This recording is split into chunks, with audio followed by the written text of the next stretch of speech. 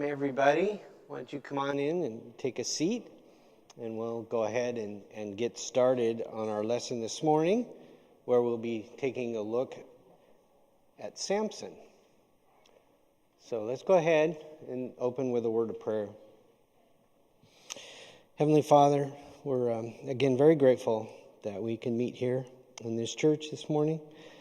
Thank you for the freedoms that we have and that we were able to celebrate this last week. Now we want to ask you to open our eyes that we may see wonderful things from your word this morning as we take a look at this interesting character in the book of Judges. I ask these things in Jesus' name. Amen. Amen. So, as we've been going through biblical biographies, we've really seen the gamut of characters, from those that are very spiritual, very godly, to, well, Samson. So we'll take a look and see how God used him. Now we'll notice that his story is found in Judges chapter 13 through 16. So if you want to turn there, we can begin to look at his life. Taryn, why don't you go ahead and put up the first slide. We're going to take a look at some maps to see sort of where we are historically. Because in the book of Judges, we've already gone through, Moses and the Exodus and the wandering in the wilderness. And then we come to Joshua and the beginning of the conquest of the land. And it starts with dividing it out. And you can see the map on the left. This is the territory that they were allotted and that they were supposed to begin to conquer. And you can see, are you not? Anyway, there we go. Dan, the territory of Dan is just this little spot right there. And then the map on the right, you can see how much they had conquered. And you can see, if you look at where Dan is on the left and look at what is not conquered on the right, you can see that that they're not occupying very much of the territory that they've been allotted. As we look at the 12 tribes, it's interesting, as when they were in Egypt, they maintained their tribal distinction. That even though they came out as one nation, they were still 12 tribes. And one of the smaller tribes, was the tribe of Dan. And so we also see that during this time of Judges, as Jeff talked about it a little bit, there wasn't like a central leader, so they kind of didn't behave the way they should. All right, now in the area there on the right, you can see all up and down the coast is Philistia, and it's the Philistines that are occupying that territory. And we know from history that it wasn't until the time of David that the Philistines were finally defeated. It says in 2 Samuel 8:1, "Now after this, it came about that David defeated the Philistines and subdued them, and David took control of the chief city from the hand of the Philistines." So it's going to be a while in the future before they're actually conquered.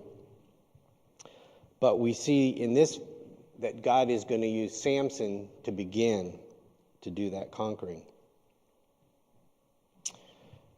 We also note that as we go through the cycle that we see in the book of Judges, that the Philistines had been sort of in control for 40 years. And it was at that point that it was now time for God to deal with them a little bit. All right. Now, we also notice in Judges, there's a theme, That is the recurring theme, and it's found at the very end of the book of Judges, chapter 21, verse 25, where it says, "In those days there was no king in Israel, and everyone did what was right in his own eyes." Yeah. So we'll see that particularly when it comes to Samson. Now, he was considered a judge, and many of the judges functioned as military leaders as they would try to conquer the different areas. And Taryn, you want to go to the next slide? You can see the one on the right, if you can read the names. In the book of Judges, it shows where the judges did their work. So you can see God used the judges in the different areas of the land to try, to do the parts. And so you can see, Samson had that territory right there that he dealt with. Now, a lot of the judges, if you look at them, they had military behind them. So they would go and gather a force and go and try to conquer or work with try to defeat some of the people in the area. Now, in the case of Samson, he was a solo guy.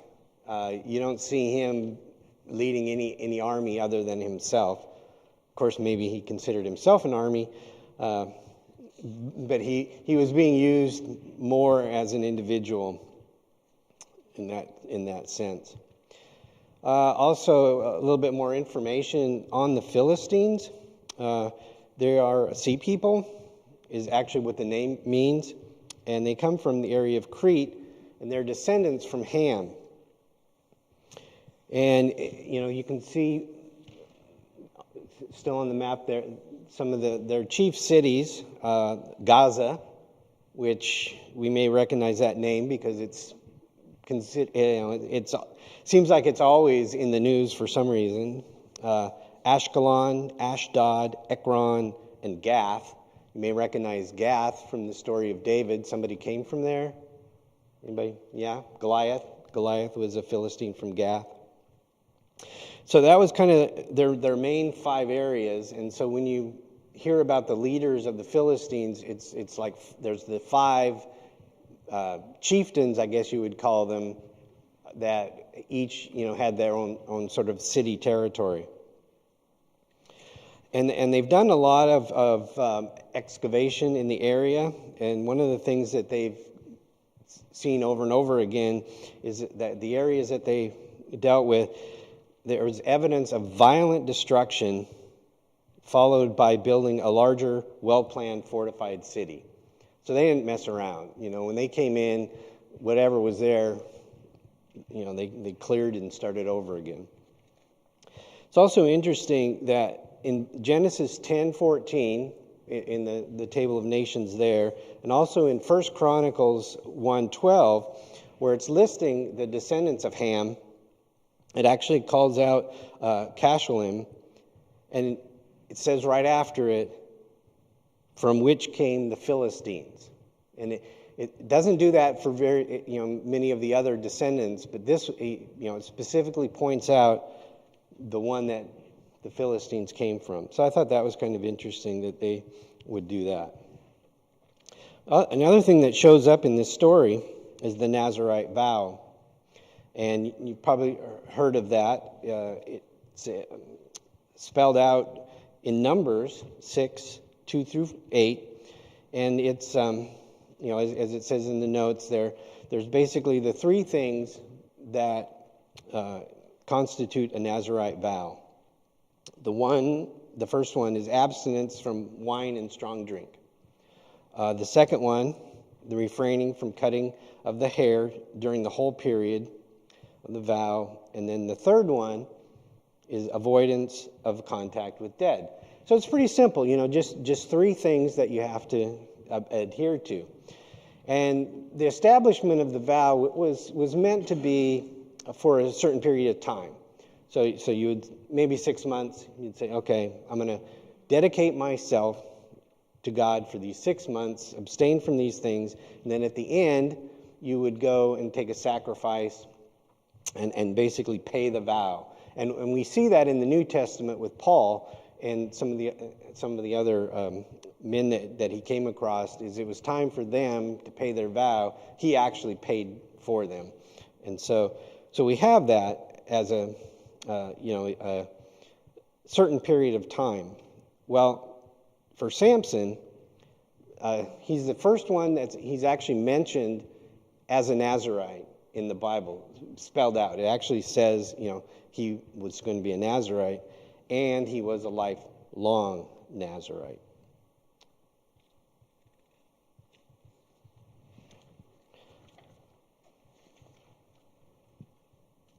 So if we want to take a look, starting with Judges chapter 13, at Samson's beginning. It says in verse 2, there was a certain man of Zorah, of the family of the Danites, whose name was Manoah, and his wife was barren and had borne no children. So you can see it actually lists the area that he's from. You want to go ahead and go to that one. That's a more of a close-up of the area that specifically Samson was living in. And you can see Zorah is kind of in the middle upper part. So that was in the area of the Danites. And then verse 3, then the angel of the Lord appeared to the woman and said to her, "Behold, now you are barren and have borne no children, but you shall conceive and give birth to a son. Now therefore be careful not to drink wine or strong drink or eat any unclean thing.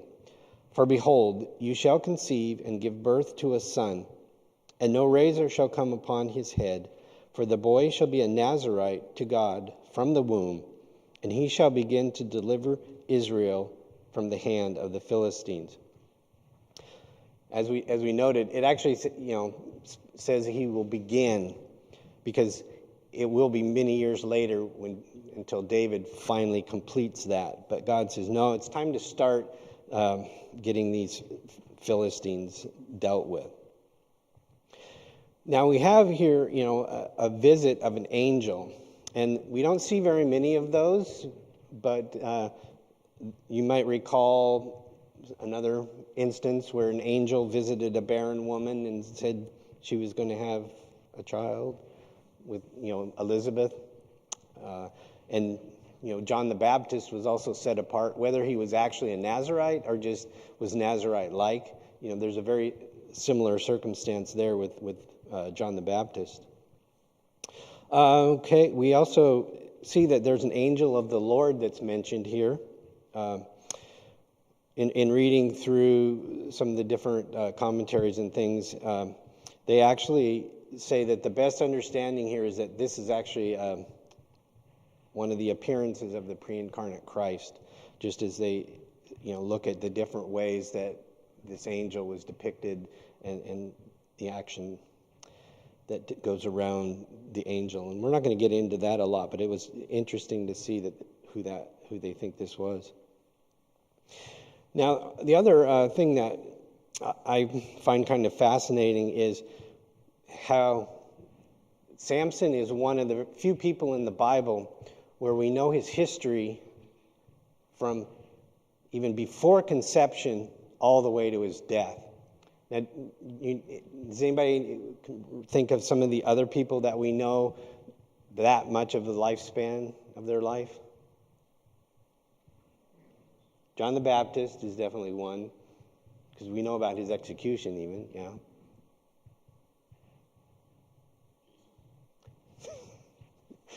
Good. The right answer, the Jesus answer, that's good, very good. How about Isaac? That was another case where, you can kind of picture it was kind of like, the angel visited, Sarah was barren, told, no, you're going to have a son, even if she laughed, still God used that.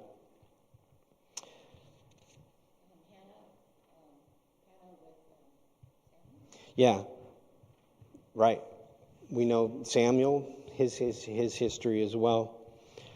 Fortunately for Samuel, he wasn't like executed at the end. He lived more of a normal life. So that sort of sets Samson apart.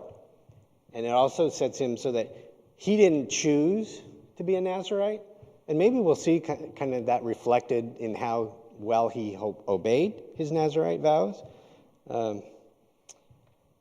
But this is the beginning of the delivery of Israel from the hand of the Philistines.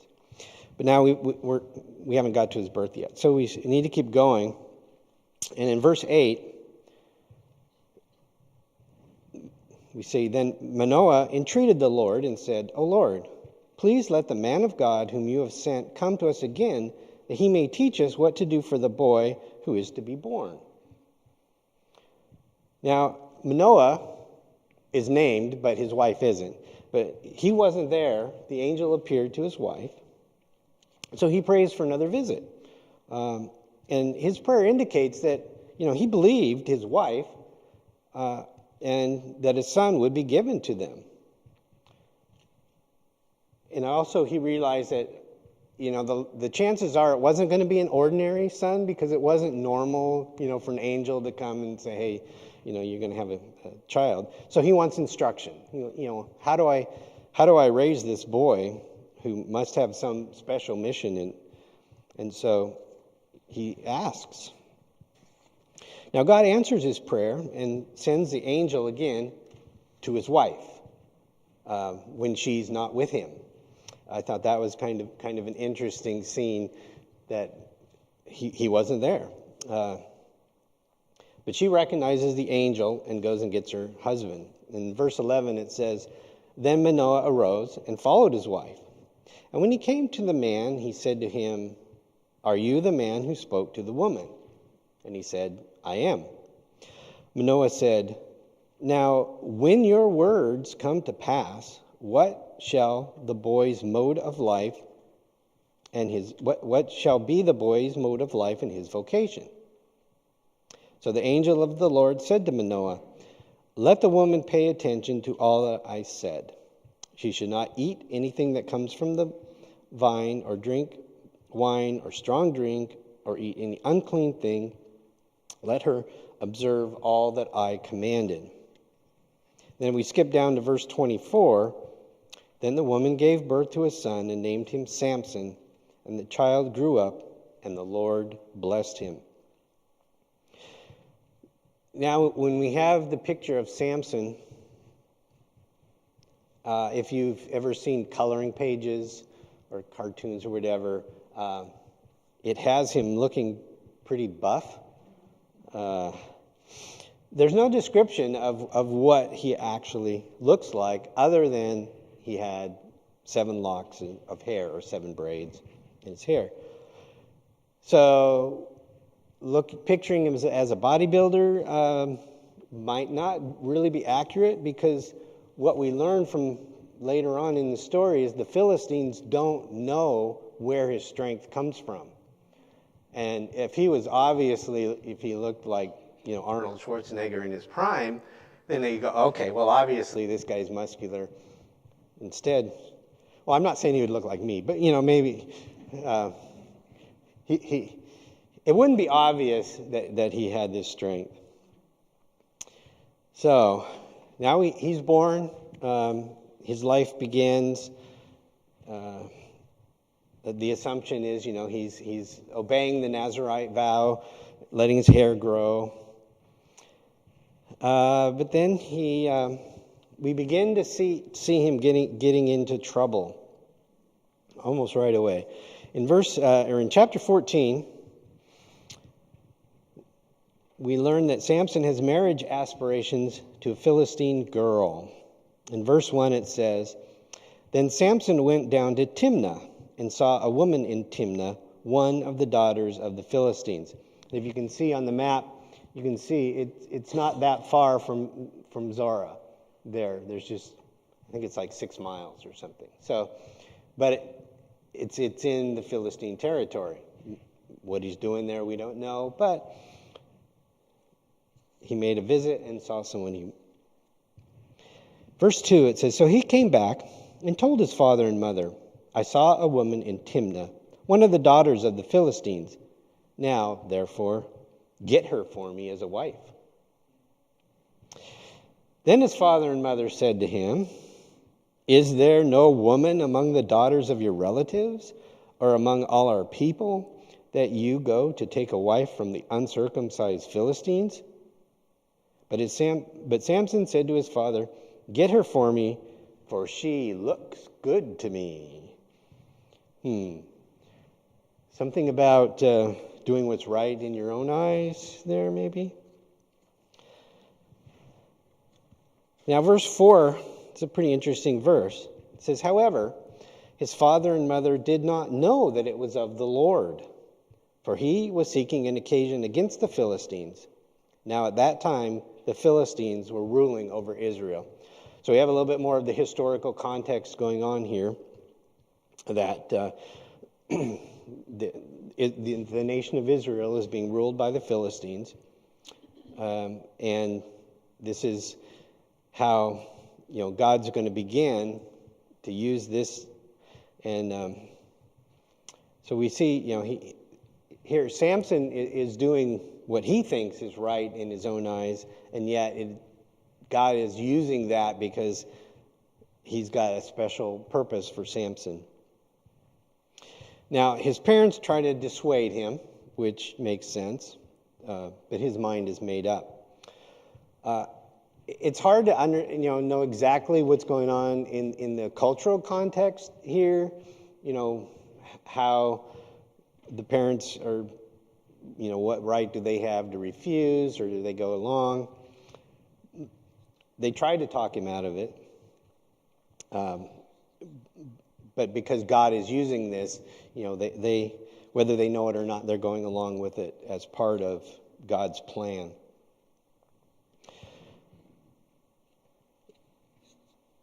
Now, when we look at Samson, we're familiar with a lot of the incidents in his life. And, of course, one of the more famous ones is how he kills a lion. And so we see that here, starting in verse 5. It says, Then Samson went down to Timnah with his father and mother, and came as far as the vineyards of Timnah. And behold, a young lion came roaring toward him. The Spirit of the Lord came upon him mightily, so that he tore him as one tears a young goat, though he had nothing in his hand. But he did not tell his father or mother what he had done. And one of the things that jumped out at me right away is it's not really safe to travel necessarily in that area. I mean, I've never traveled and had a lion in my path. We also notice, what does it say about where his strength comes from? Yeah. It's not like Samson has his own superpower that he can use whenever he wants. It's when it's time for him to use strength, it's given to him by God. And I like the word mightily. It comes upon him. Now,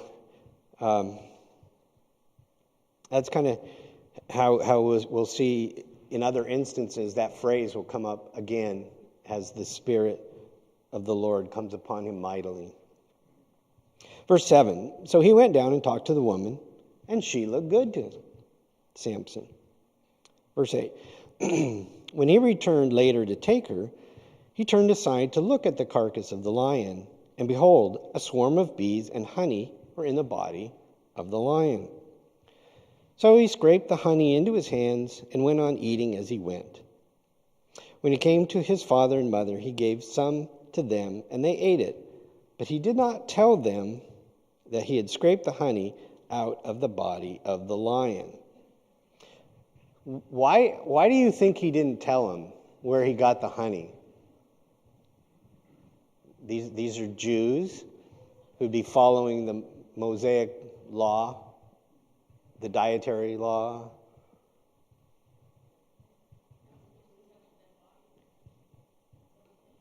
It's unclean. And yeah. So if he had told his parents, they probably wouldn't have eaten the honey. Also, this has come up in some of the things that I was reading as, was this a violation of his Nazirite vow? And kind of seeing things go both ways. Some are saying, well, the Nazirite vow specifically deals with humans, people. Okay. Even then, the lion was unclean. So maybe it wasn't a violation of the vow here, but it was still something that he shouldn't have done. And we will see that violating the vows wasn't necessary, or keeping the vows wasn't necessarily his first priority. In verse 10, it says, "Then his father went down to the woman, and Samson made a feast there, for the young men customarily did this." Now these feasts, they were an occasion for drinking and getting drunk. Very likely this was a time where he violated that part of the Nazirite vow. The same word for feast is used in 1 Samuel 25:36. This is the instance in David's life where we have the interaction with Abigail and Nabal. And it says in this verse 36, "Then Abigail came to Nabal, and behold, he was holding a feast in his house, like the feast of a king. And Nabal's heart was merry within him, for he was very drunk." So she didn't tell him anything until the next morning. So that whole idea of that type of feast was a time for you to get merry. So there is an example of where he probably violated his Nazirite vow. Now, verse 11, it says, "When they saw him, they brought 30 companions to be with him." So it's like, hey, it's a feast, let's have a party. "Then Samson said to them, 'Let me propound a riddle to you. If you will indeed tell it to me within the 7 days of the feast and find it out, then I will give you 30 linen wraps and 30 changes of clothes.'" Now, what kind of bet was this? How were clothes viewed at that time, or even in any type of the Bible? Easy. Yeah, very valuable. Yeah, so he was actually making a very expensive bet. And we even see that in the New Testament, how even when Jesus was crucified, they wanted his clothes. They cast lots over it. So the whole idea of clothing at that time was very valuable. You didn't get a hole in your sock and throw it away. But he's kind of playing with him here. He says, "But if you are unable to tell me, then you shall give me 30 linen wraps and 30 changes of clothes." Well, they take the bet, don't they? They said to him, "Propound your riddle that we may hear it." So he said to them, "Out of the eater came something to eat. Out of the strong came something sweet." But they could not tell the riddle in 3 days. Okay, so Samson gives them a riddle. And I ran across, Josephus, the historian, as he's describing this event. His version of the riddle is, "An omnivorous devourer produced pleasant food from its grossly unpleasant self." Now, I like the translation in my Bible better, but it was interesting how that came out. Now this is a riddle, and it's a figure of speech. And the Greeks like to name all the different figures of speeches. There's like 200 and something that they've named as all the different types of figures of speech. And the name of this one is one you might recognize, because in Greek it's actually enigma. And we just took that term directly into our own language. And it means a dark or obscure saying, a puzzling statement or action. It's a statement of which the meaning has to be searched for in order to be discovered. So he's giving them something that they have to, try to dig to find the solution. And we saw that, in the first 3 days, they were stumped, completely stumped. So what do? You're going to be impoverished. You cheat. Then it came about on the fourth day, they said to Samson's wife, "Entice your husband so that he will tell us the riddle, or we will burn you and your father's house with fire. Have you invited us to impoverish us? Is this not so?" So they knew it was a very costly bet for them to have to pay. And then they didn't want to lose the bet, so they went right to his wife to see if they could get her to get the answer out of him. And then, of course, she says, "Oh, no way, my husband," not exactly. We see that she's more afraid of her people than to be loyal to her husband. And as we'll see later on, it's for good reason, because it turns out she gets burned anyway in a later incident. But she goes along with her own relatives, or her kinsmen there, the Philistines, and entices him to give her the answer. And what should be a happy wedding feast, instead she weeps before him for 7 days, and he relents. No wonder. I mean, yeah. Having your wife cry and not do something about it is, yeah. So she tells the people, and Samson loses the bet. And it's interesting that they answered the riddle with another riddle, and then Samson uses a clever metaphor to tell them that they cheated.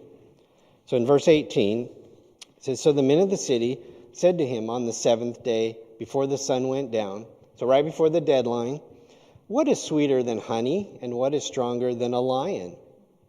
So, they answer the riddle. He said to them, "If you had not plowed with my heifer, you would not have found out my riddle." So he's basically accusing them of cheating. He says, he knew what happened. So you'd think, he could have tried to get out of the bet because, hey, you guys cheated, I'm not going to pay the bet.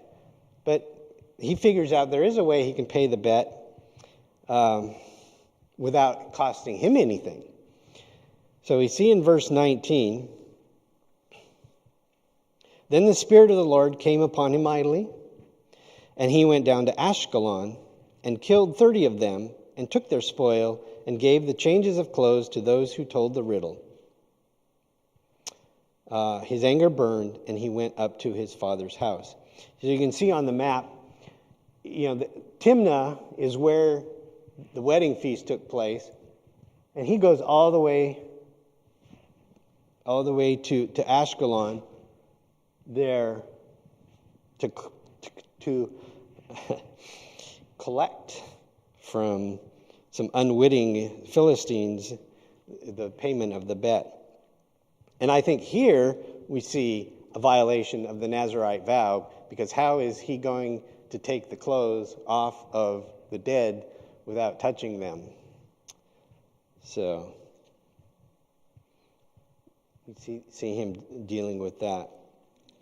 And his anger burned. So, that's kind of typical. Next, we get to a section where we see him taking revenge with foxes and torches. And now what happens is, this is also another one of those cultural things where apparently there was some types of marriages where your wife stayed with the family and didn't come and live with you. There's another example of that it was a concubine, though. So, not sure exactly what's going on here, but he wasn't living with his wife. Finds out that when he wasn't there, that her father gives her to another man. Samson wasn't happy about that. And it leads to another incident where God uses him to judge the Philistines. And this time, it'd be a blow to their food supply. We see in verse 4 of chapter 15.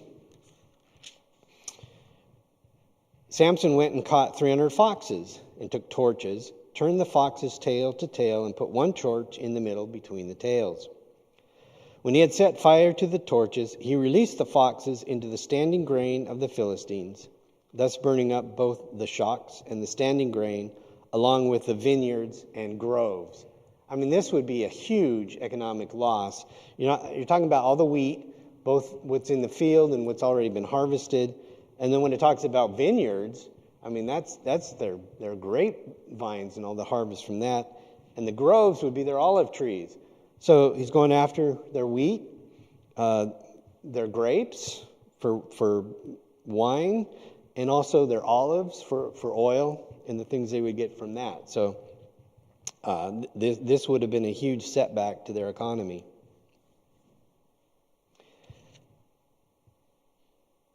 Now, okay, so we get to, in verse 6, it says, Then the Philistines said, Who did this? And they said, Oh, we don't know. Well, actually, they point the finger directly at Samson, say, the son-in-law of the Timnite, because, the father took Samson's wife and gave her to his companion. So, of course, the Philistines, they do the appropriate thing. They then came up and burned her and her father with fire. So this poor gal, I mean, she just couldn't win.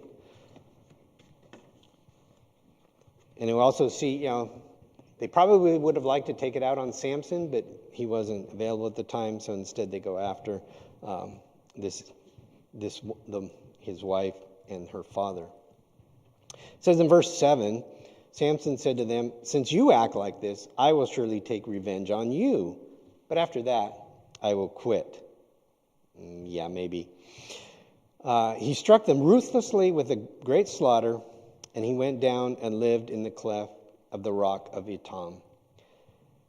Now, we don't have any more detail about, what this great slaughter entailed. But after that, he kind of like hides out. He goes to this thing that's described as a cleft of the rock of Etam. And historically, they haven't actually identified the exact location. There's different ideas for where it could be, but it was a sheltered, fortified place. And so it was, he was hanging out where he couldn't be easily ambushed. So, now we get to verse 11. We'll actually start in verse 9.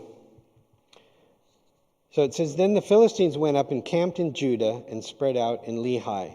And you can see that on the map as well. So it's likely that this cave or location in the rock was somewhere near there, because that's where the Philistines knew to come after him. And whatever force they sent, the men of Judah that lived in that area, they said, Why have you come up against us?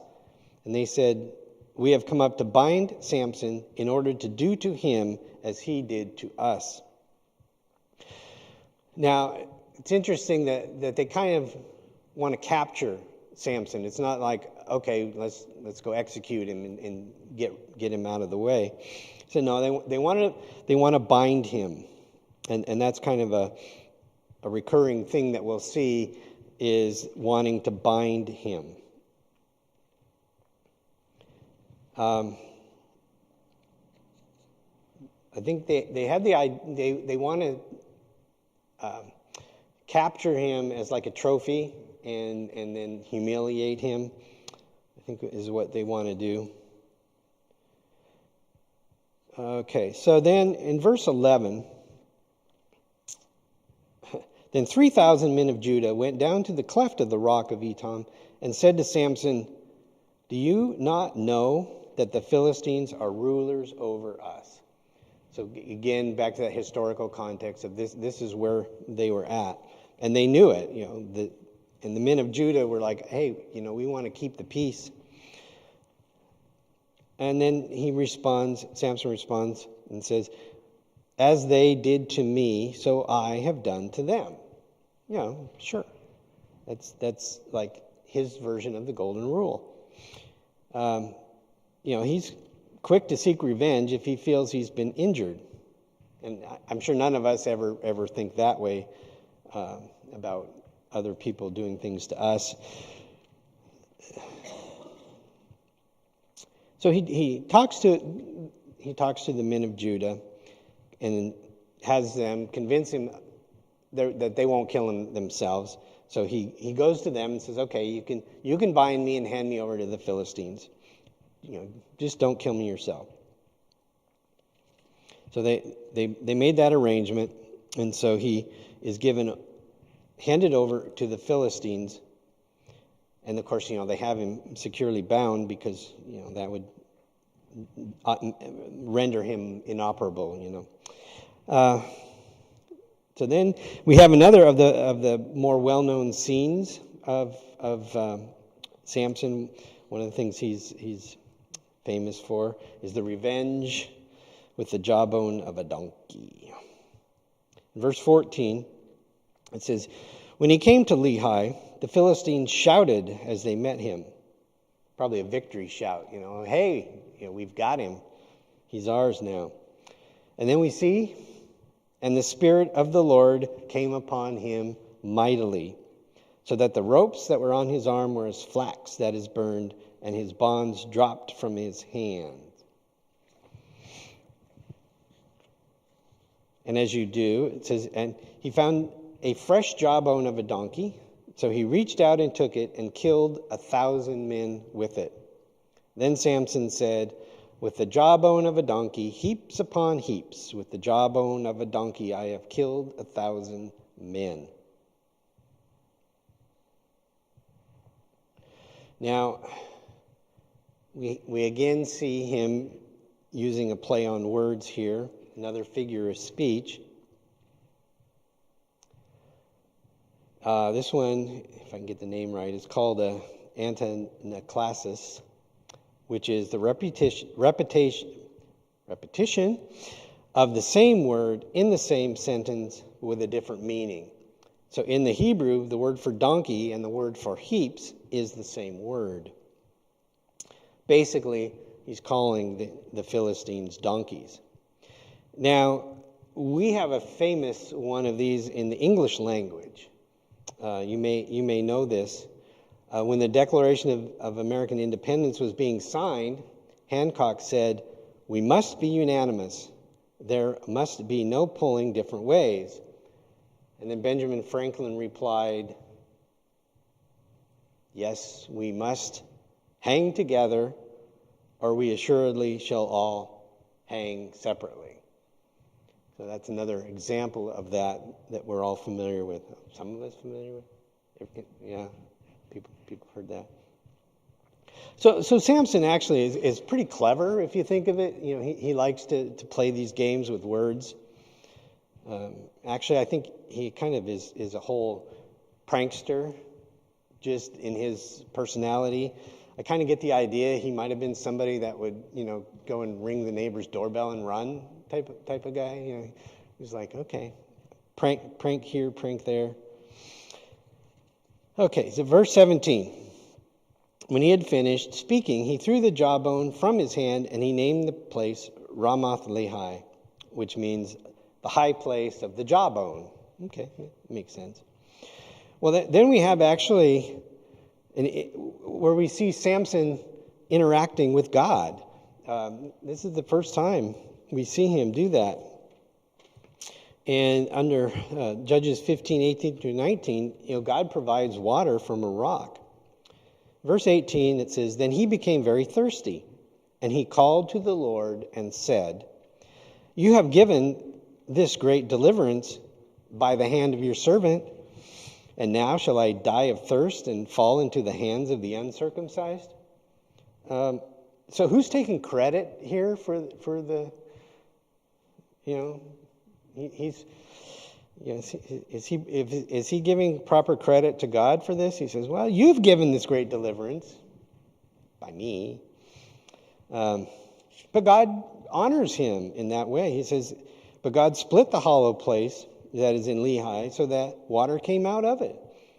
When he drank, his strength returned, also could be translated spirit, returned, and he revived.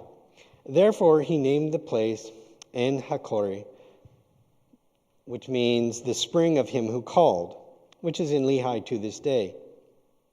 So we see him, he acknowledges that, God's behind his strength, and that when he's in need, he reaches out to God, even if he does kind of take credit. But then we also see he named the spring after himself.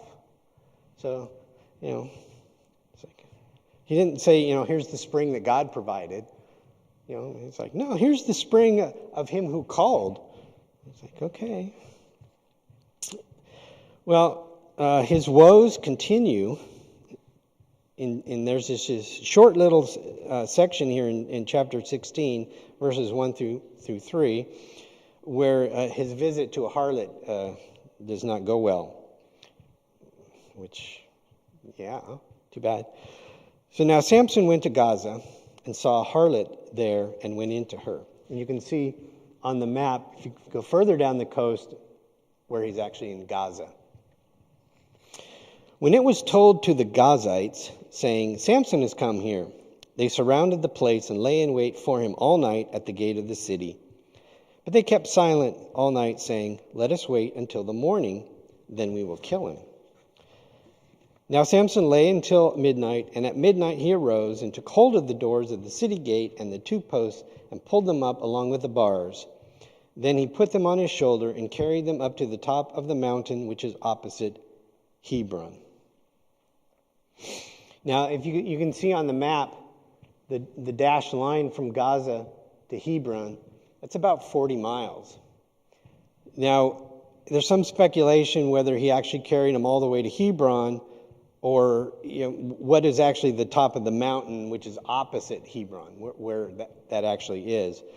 But in any case, he's making quite the statement here to them that you're not going to lock me in just by closing the gate. Not only will he open the gate, he'll tear it out and carry it away. Okay, now we get to, I think if you ask people, okay, Samson, what's the word association? When you think of Samson, what do you think of? Delilah. Yeah. We're not going to go into this a lot because it's a very well-known segment, but in verse 4, it said, after it came about that he loved a woman in the valley of Sorek, whose name was Delilah. You can see on the map, they're just above the word Judah. It says the valley of Sorek, pointing up to like between Lehi and Beth Shemesh, and not too far from Zorah. So it was actually pretty near, his hometown area. And we're not told a lot about Delilah. There's a lot of speculation. Was she a harlot? Probably. Was she Philistine or was she Jewish? We don't really know. She didn't show the loyalties as much because she was actually offered a huge sum of money by the Philistines to do this. So, you can decide for yourself. It doesn't matter. She was there to bring about his downfall. And it makes it pretty obvious in the conversation that she's trying to get his secret out of him. She finally does. He gets his hair cut, which of course is the violation of the Nazirite vow. And the really sad thing, it says, the Spirit of the Lord departed from him. So now that happened, he could be bound and stay bound. And they wanted him as a trophy. They wanted to keep him bound. They wanted to afflict him and humiliate him. And of course, they start by gouging out his eyes, which is kind of interesting, is that he lived for fulfilling the delight of his eyes, and now his eyes are removed. I came across, it was interesting, Rembrandt himself painted a painting called The Blinding of Samson. And I'm not going to show it because it's actually kind of gross. But It's in an art museum in Frankfurt, and you can actually look it up online and see that. So he's now made unable to do his judging the way he's been doing it. But the story's not over yet. So after his capture, he was taken to Gaza. So he's back down there at Gaza, and he's put to work grinding grain. So kind of humiliating work and probably hard work. And he doesn't have super strength to do it. It's just ordinary strength. But while he's doing that, his hair begins to regrow.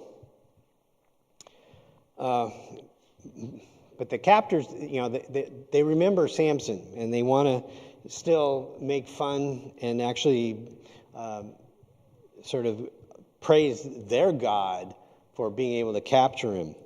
And so they're having this event, and they decide, hey, let's have some sport by bringing Samson out and having him entertain us. And it was a huge celebration, because in verse 27 it says that all the rulers of the Philistines were there. So this is most likely like the 5 guys that are head of the 5 main cities, along with a lot of other people. I think it says something like 3,000. And as he's brought there, he asked his handler to let him lean against the pillars of the temple. And in verse 28, he said, Then Samson called to the Lord and said, O Lord God, please remember me, and please strengthen me just this time, O God, that I may at once be avenged of the Philistines for my 2 eyes. So, we're saying, is he wanting God to be avenged? And, it's like, that's not what it says. It says, avenge me. But God honors his request anyway. Hey, Taryn, you want to put up the last one? Okay. This is an artist's rendition of a temple. They've found temples like what's described there in some of the different cities. Now, they haven't found the one in Gaza because, believe it or not, they don't do a lot of archaeology in Gaza. But some of the other areas they can do this, and they found a number of these temples, and they found bases for these 2 pillars. And what they found in those other temples is that the pillars were cedar. So that, and they were, I think one of them said they were about 7 feet apart. We don't know, the temple that he was in Gaza, it could have been closer. But it kind of gives you a picture of, okay, there's that area, there's a roof, because there were people on the roof. It says in verse 29, Samson grasped the 2 middle pillars on which the house rested, braced himself against them, the one on his right, the other on his left. And Samson said, Let me die with the Philistines. And he bent with all his might, so that the house fell on the lords and all the people that were in it. So the dead whom he killed at his death were more than those whom he killed in his life. So here we see, he's willing to sacrifice his life to have one last chance to take out what is a huge blow to the Philistines, because it's their rulers and a lot of their prominent people. Now, some say, was he committing suicide? It's not clear that he would have had to have died here. I mean, he was willing to sacrifice his life and leave it up to God to determine whether he would survive or not. He didn't, and that was okay with him. And then in verse 31, it says, Then his brothers and all his father's household came down, took him, brought him up, and buried him between Zorah and Eshtaol in the tomb of Manoah his father. Thus he had judged Israel 20 years. Just a quick note here is, what do we know about his mother at the beginning of the story? As far as children, right? She was barren. Well, here just like in the case of Hannah with Samuel, after God opened her womb, it said it lists brothers. So the idea here is that she had more kids besides just Samson. Now, that's not quite the end of the story of Samson. Here's this great hero that we all want our kids to be like. But then we see, he shows up again in the New Testament one more time. It's in Hebrews chapter 11 in what we know as the Hall of Faith. And it says there in verse 32, "What more can I say? For the time will fail me if I tell of Gideon, Barak, Samson, Jephthah, of David and Samuel and the prophets, who by faith conquered kingdom, performed acts of righteousness, obtained promises, shut the mouths of lions, quenched the power of fire, escaped the edge of the sword, from weakness were made strong, became mighty in war, put foreign armies to flight." So we see, in spite of what he did in his life, God had him in the Hall of Faith. So that should give hope for all of us that God will use us, and God will even use our sin. But he didn't, in this case and in our case, that doesn't mean we escape the consequences. He paid a high price for his sin, even though God was using him in it. We also, one of the special things about Samson is he was set apart from his mother's womb, which is one of the few people in the Bible that we know about that has that said about them. Also, something I was kind of pondering over is, we have the saying that Jesus said, if you live by the sword, you die by the sword. I think in Samson, I kind of reworded it to like, you live by the prank, you kind of die by the prank, because that's kind of what happened, especially with Delilah and all that. But we have, someone that God used to accomplish what God wanted, and it's very, very, can be inspiring for us to be willing to do what God wants us to do. So we are done. We're out of time. Thank you for listening. Let's go ahead and close in prayer. Heavenly Father, we're just thankful for your word, that we can have all sorts of different accounts that we can study and learn how you work in different times with different people and in different ways, accomplishing your purposes. And we're just grateful that you're sovereign, you're in control, and will accomplish everything you set out to do. Pray for the service today, that it would bring you honor and glory, especially as we come before you with the communion table and celebrate that. We ask these things in your name. Amen.